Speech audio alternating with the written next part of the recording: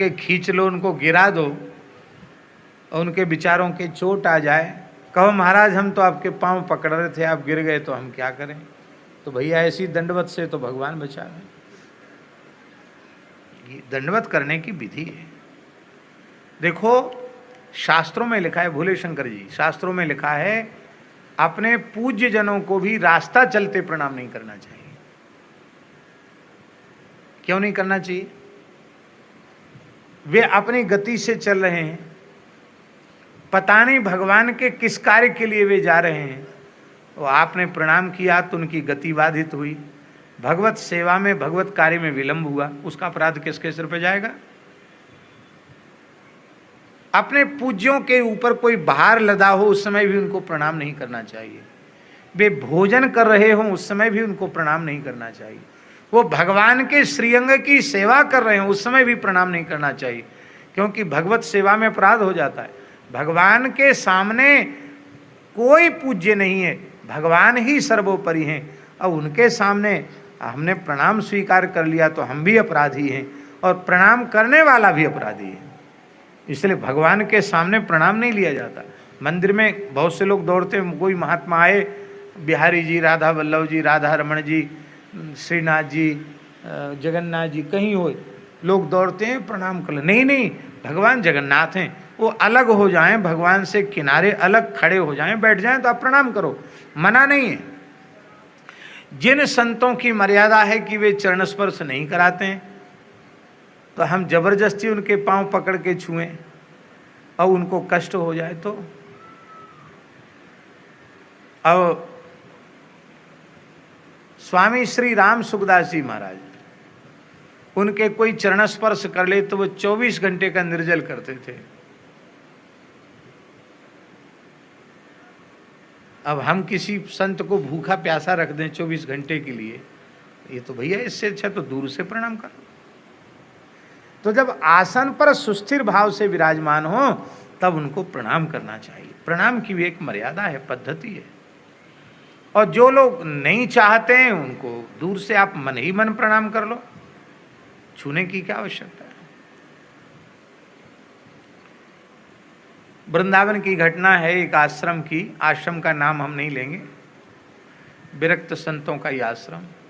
एक महात्मा का नियम था वो किसी से पैर नहीं छुआते,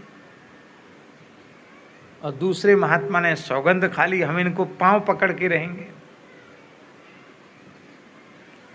अब उन्होंने उन महात्मा को दंडवत करने के लिए बहुत दौड़ाया। अब बेचारे भजनानंदी महात्मा थे, एकहरा शरीर था, बूढ़े थे, कहाँ तक दौड़ते।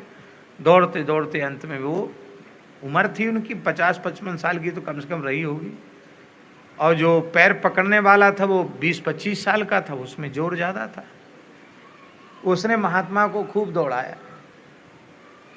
और अंत में वो जो महात्मा थोड़ी उम्र थी जिनकी, वो तो थक गए, तो एक कोने में जाके वो खड़े हो गए कि अब हम यहाँ से भाग के कहाँ जाएं। उसने कहा अब तो ये भागेगा नहीं, तुरंत पैर पकड़ लिए। पैर पकड़ के जोर से पैर पकड़ ले। उन महात्मा को गुस्सा आया, हमारा नियम तोड़वा दिया इसने। तो गुस्सा आया तो और तो कुछ उन पे चला नहीं, उन्होंने दांत से काट लिया कंधे में, जोर से बंदर जैसे कचर दिया।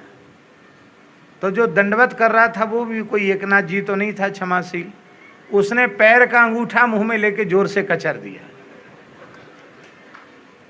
दंडवत जिसको दंडवत किया उसके तो अंगूठा कचर गया, और जो दंडवत करने वाला था उसका कंधा कचर गया। दोनों को ही खून आ गया महाराज। दोनों को लेके जो पूज्य महंत जी महाराज, वो दोनों को लेके रामकृष्ण मिशन पहुंचे। तो वहाँ एक बंगाली महात्मा थे जो प्रमुख थे वहाँ, शक्ति स्वामी नाम था उनका, बहुत अच्छे संत थे। तो शक्ति स्वामी ने कहा कि क्या हुआ, ये खून कैसे आया, इसका पैर का अंगूठा, इसका कंधा, ये खून कैसे आया। अब महंत जी ये कहें कि दोनों में दंडवत करने में झगड़ा हो गया और खून खच्चर हो गया, ये तो कहना ठीक नहीं है, संत वेश की बदनामी होगी। तो उन्होंने कहा महाराज बंदर खा गया। क्या कहा? बंदर काट गया। तो फिर वो पट्टी वट्टी हुई, इंजेक्शन, बंदर काट गया तो इंजेक्शन, हॉस्पिटल में तो ये हो, इंजेक्शन लग गया। तो साथ में जो गए थे उन्होंने कहा कि अरे आपने झूठ बोल दिया, वहाँ बंदर काट गया। बंदर तो नहीं, एक दूसरे को काटा, कैसे आपने बंदर का नाम ले दिया? उन्होंने कहा देखो ये बाबा बैरागी बंदर ही होते हैं। बोलो वृंदावन बिहारी जय। तो ये कथा हम इसलिए नहीं सुना रहे कि आप हंसो, हम इसलिए करें ये कोई दंडवत है भाई, दोनों ही घायल हो गए, ये दंडवत नहीं है। दंडवत तो हृदय का भाव है, प्रणति हृदय का भाव है। आप मन से भाव से प्रणाम कर